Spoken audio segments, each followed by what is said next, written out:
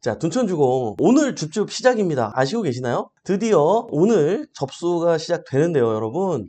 네, 오늘 그냥 끝나버릴 거예요. 예, 그래서 여러분들이 둔촌주공에 대해서 아마 고민도 많으시고 뭐 이런저런 얘기 많이 들으셨을 것 같은데 제 생각을 여러분께 말씀을 드리려고 합니다. 우선 둔촌주공이 지금 이제 또 진행하고 있는 내용에 대해서 또 모르는 분들이 있을 수 있기 때문에 간단하게 기사 하나 읽고 생각을 좀 나눠보도록 하겠습니다. 자, 여러분 함께 보시면서 나눌게요. 잠시만요.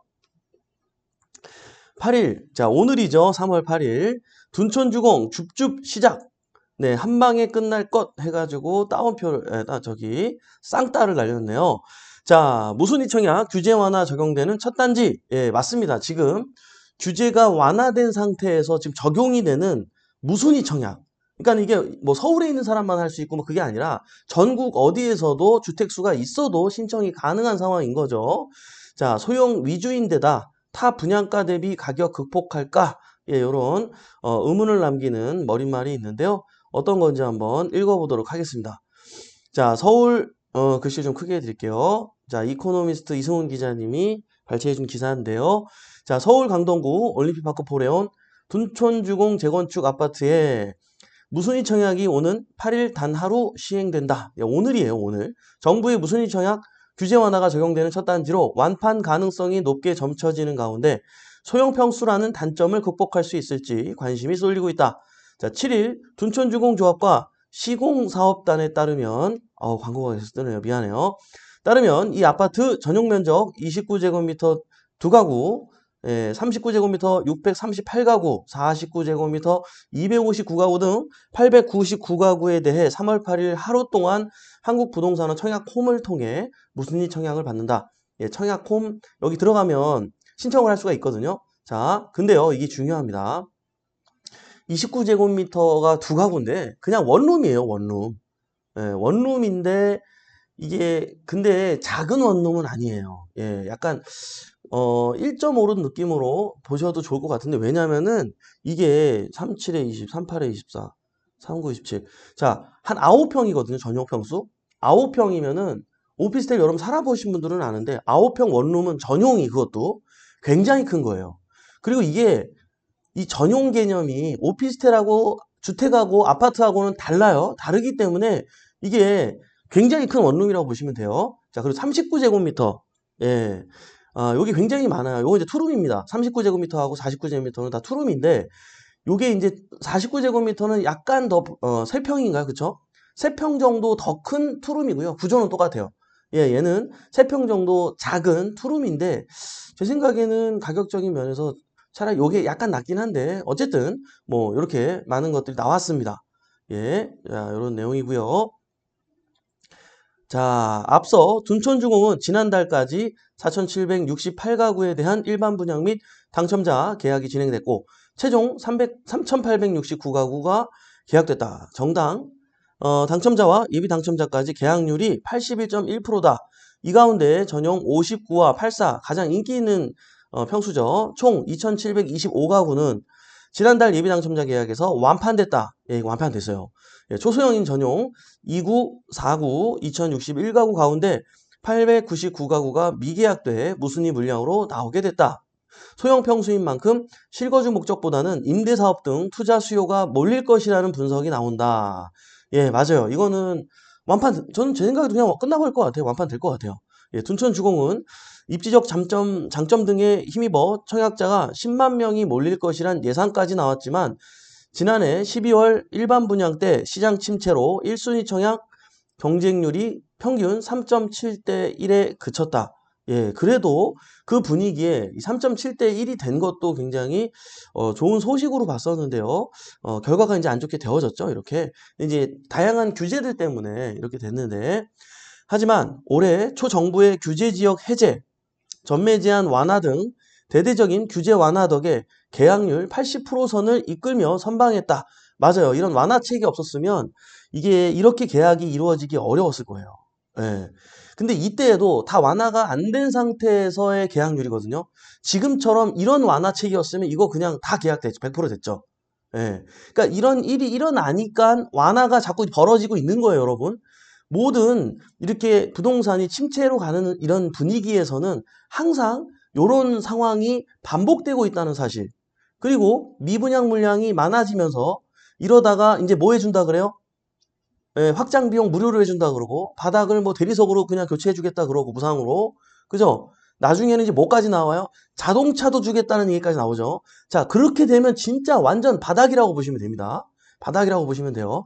지금은 이런 것들이 계속 너무 무너지지 않도록 규제 완화가 이루어지면서 지금 이런 상황까지 오게 되었는데요. 자, 12억 원 초과 중도금 대출이 가능해진 것과 맞아요. 이게 어떤 상황이었냐면 제 지인도 요거를 이제 85가 당첨돼가지고 예, 요거를 해마로 엄청 고민을 했습니다. 왜냐면 대출이 안 됐었어요.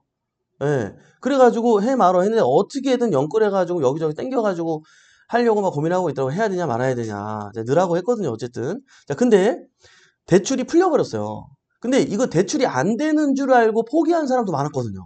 그래서 무슨 기사까지 떴냐면 여러분, 예, 중도금 대출 여기 둔촌주공 4달 5일부터 청약. 이게 이제 11월 25일 기사예요. 22년 작년. 예, 84제곱미터 전 타입 중도금 대출 불가. 예, 요런 기사가 있었어요. 이때는 안 됐단 말이에요. 근데 뭐라 그래요? 1월 5일에 23년 1월 5일에 중도금 대출 전면 허용에 둔촌주공 청약 포기자들 분통. 그죠? 이게 지금 그 사람들이 포기하고 싶지 않았는데 대출이 안 돼가지고 울며 진짜 겨자 먹기로 이거 그냥 포기해 버렸는데 이런 상황이 벌어진 거죠. 예.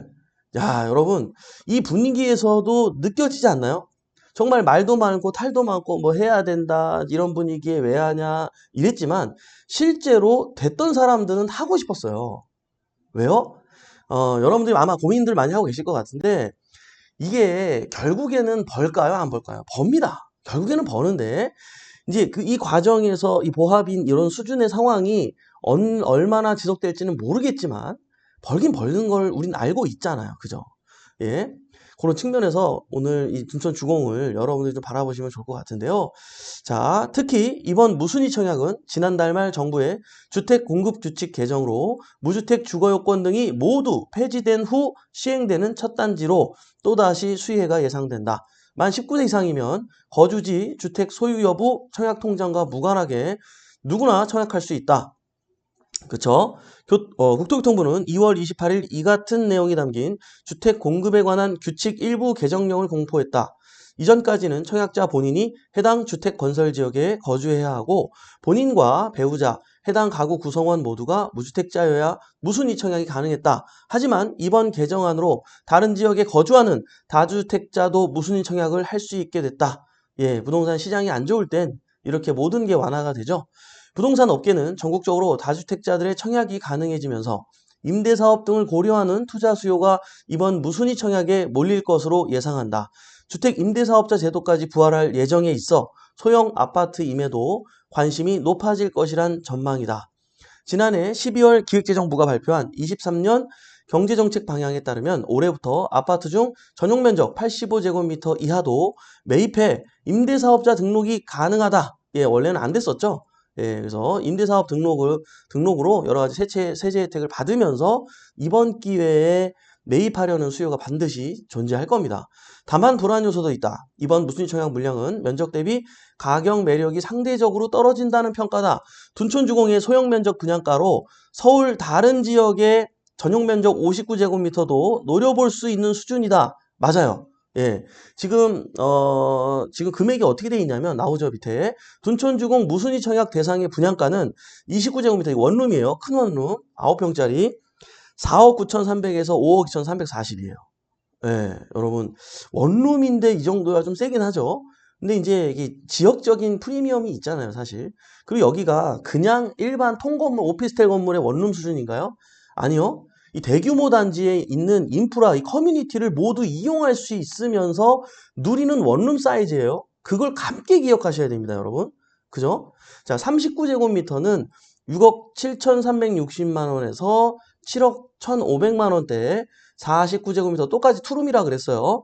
8억 2,970에서 8억 8,100.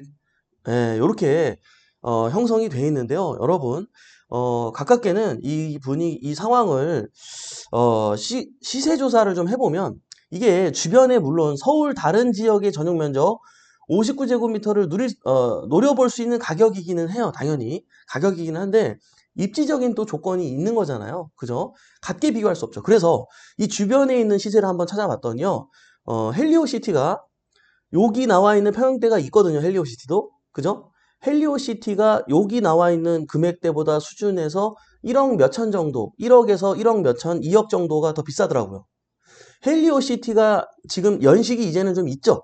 예, 그래도 물론 새 아파트지만 둔촌 지공에 비하면 이제 구 아파트잖아요. 세대수 당연히 적고.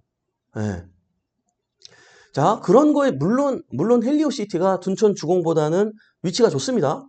그 위치에 따른 약간의 뭐 프리미엄이라고 생각할 수도 있는데 이건 완전 지금 지어지는 최고의 커뮤니티의 시스템을 갖춘 아파트로서 봤을 때 글쎄요. 이게 전 나쁜 가격이 절대로 아니라고 생각해요. 그리고요. 주변에 있는 그 다른 아파트 이 정도 평수 시세를 비교해 봤을 때도 지금 97년도 연식, 뭐 2000년 연식, 한 20년 정도 넘은 아파트들도 이 정도 평수가 지금 금액대가 이 정도 형성이 돼 있어요.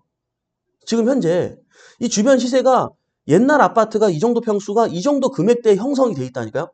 빌라도 4억 5천이에요. 빌라도 투룸이면. 예. 그죠? 여러분, 지역적인 특징이 있는 거죠. 그래서 그런 부분을 함께 고민을 해볼 필요가 있는 부분이고요. 다른 서울 지역하고 비교할 수 있는 그런 부분은 아닌 거죠, 사실. 이 기사 내용에 대해서는 글쎄요, 비교 불가 내용이라서 네, 이 비교에 이날 1순위 청약 접수를 진행하는 서울 영등포구 영등포자이 디그니티의 전용 면적 59제곱미터의 분양가는 8억 5,800, 8억 6,900만 원이다. 예, 요거는 좀 땡기죠. 예, 그래도 다른 데도 아니고 영등포인데, 자이잖아요. 자이가 뭐예요? 자이자이 자식아, 예? 자이자이 자식이 아니에요. 예? 죄송합니다. 또 까불었네. 그죠? 영등포 자이, 예? 예? 디그니티. 들어는 봤어요? 디그니티?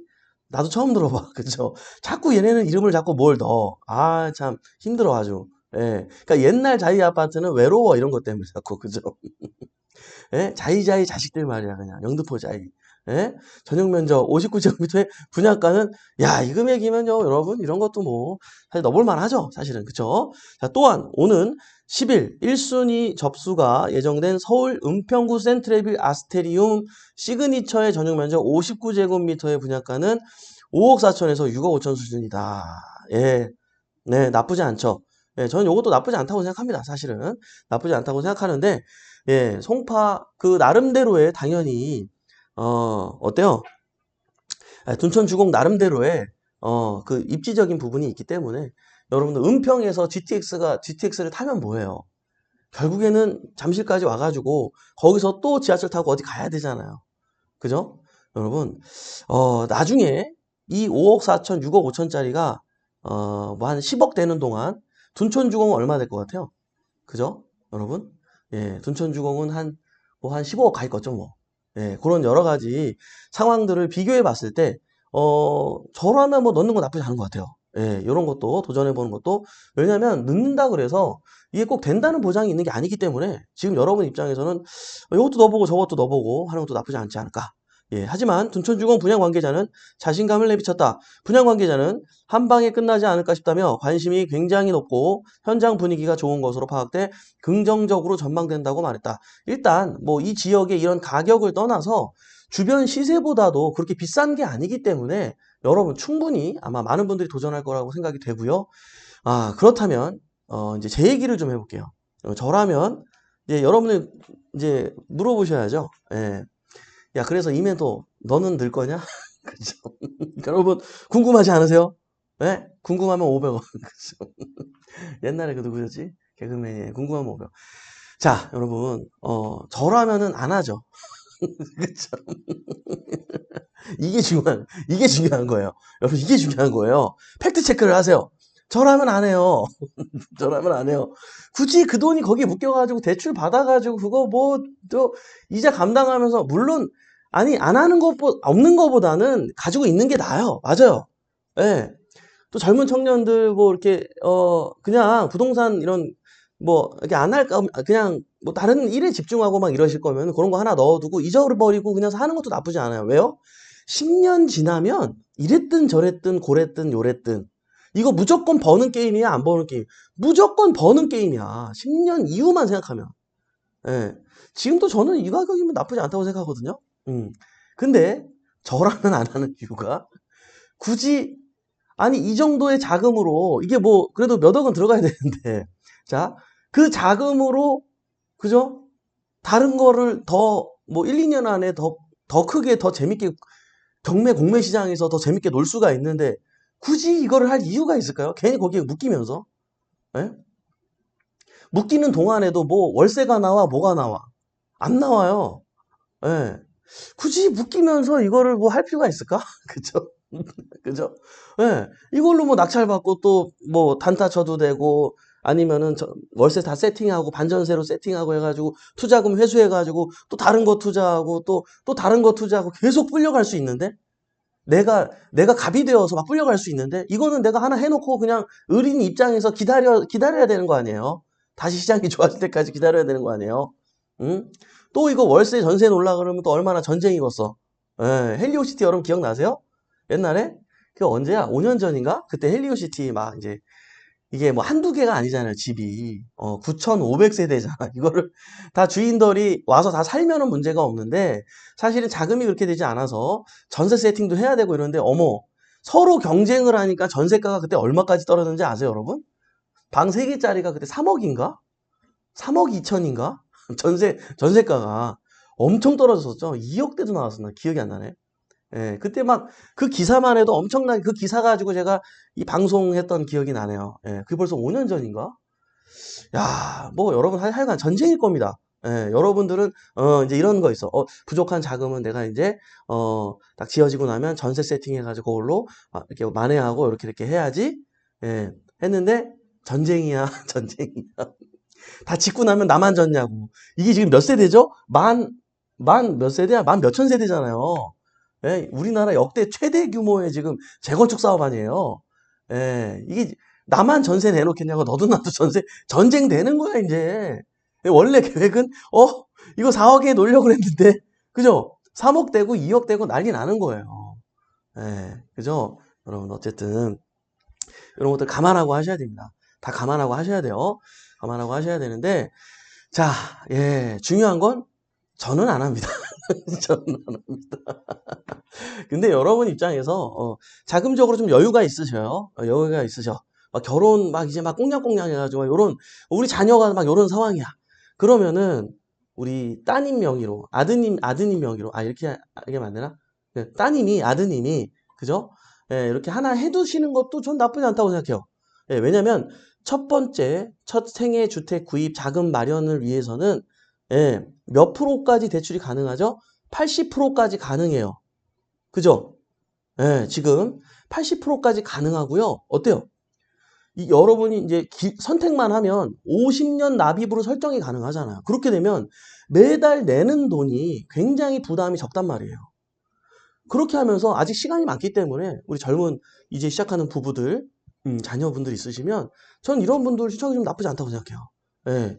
그리고 뭐 남편 명의로 하나, 아니 결혼 혼인신고를 안 했다면, 아직 결혼 전이라면 또 아내 명의로 하나, 이렇게 해놓는 거야. 예. 그리고 이제 나중에 이제 애가 생겼을 때는 이제 그때 혼인신고를 해야 되니까 혼인신고하고 나면 5년 동안 비과세 혜택이 있잖아요. 둘 중에 아무거나 하나 팔아도 깨끗하게 100% 수익으로 여러분께 양도세 없이 돌아온단 말이에요. 예, 이거 굉장히 중요한 전 기회라고 생각을 해요. 그러니까 어떤 분들 입장에서는 뭐 또 좋은 기회가 될 것 같고요. 어떤 분들 입장에서는 그냥 저처럼 그냥 지나가도 되지 않을까 생각합니다. 그죠? 근데 가장 좋은 건 굳이 뭐 이렇게 예, 이제 첫 생애 주택 구입자 입장에서는 요렇게 해서 80% 대출을 50년 납입을 활용해서 이렇게 하는 것도 나쁘진 않겠다. 예, 생각은 들어요. 왜냐면은 어설프게 이 80% 대출을 이상한 빌라 낙찰을 받으면서 이렇게 하기엔 너무 아까워서 그래요. 아까워서 그래. 그죠? 그러니까 여러분들이 좀 이게 여러분 상황에 맞게 걸러서 판단할 수 있었으면 좋겠습니다. 아시겠죠? 예, 오늘입니다. 단 하루 오늘만 접수를 받는다고 하는데요. 제 생각이 끝날 것 같습니다. 예, 그래서 여러분들도 상황이 되시는 분들은 관심 가져주시고 주변에 이런 거 잘 모르고 있는 분들한테는 정보를 줘서 도움을 받을 수 있도록 그렇게 해주시는 것도 나쁘지 않겠다라는 조언의 말씀을 드려봅니다. 네, 인사 나누면서 마무리해보도록 할게요. 잠시만요. 자, 네, 아이가스님, 맞아요. 예, 경매사냥꾼님, 난 저거 할 돈 없다. 그쵸? 그러니까, 그렇죠. 예, 그렇죠. 예. 자, 호야님, 바로 끝날 듯, 그러니까요. 예, 제스케님, 예, 경매사냥꾼님, 처리도전님 화이팅. 그러니까요. 네, 클로이에스님, 멘토님의 뼈 때리는 말씀 콕 와서 닿습니다. 나중에 더 큰 돈이 될 수도 있겠지만 돈이 묶이는 것보다 뭔가에 투자해서 수익을 지속적으로 내는 것이 더 효율적이지 않을까 싶어요. 당연하죠. 당연하죠. 이게 결론이에요, 여러분. 저라면 이런 거 안 해요. 왜 내가 기다리는 을이 돼서 오르기를 바라는 투자를 해? 예? 낙찰 받아가지고 그때그때 돈 벌면 되잖아요. 얼마나 간단해. 얼마나 간단해. 그죠? 왜, 이거 왜 하는 거야? 그죠? 그죠? 모르니까. 모르면은 이거라도 하는 건 나쁘지 않다라는 거죠. 그죠? 네. 그죠? 네. 호연이, 김멘토님도 둔촌도 좋지만, 그래도 둔촌보다 차라리 헬리오시티 하는 게 낫다고 합니다. 맞는 얘기죠. 일리 있는 얘기죠. 입지적인 부분이 당연히 둔촌보다는 헬리오가 낫기 때문에, 그런 차이에서 오는 지금 가격 차도 있는 부분이기 때문에, 뭐 굳이 그 안에서 어떤 선택을 한다면, 충분히 그런 선택이 가능하죠. 자, 갓바울님, 저희 언니 둔촌주공 터줏대감, 그랬구나. 축하드립니다. 네.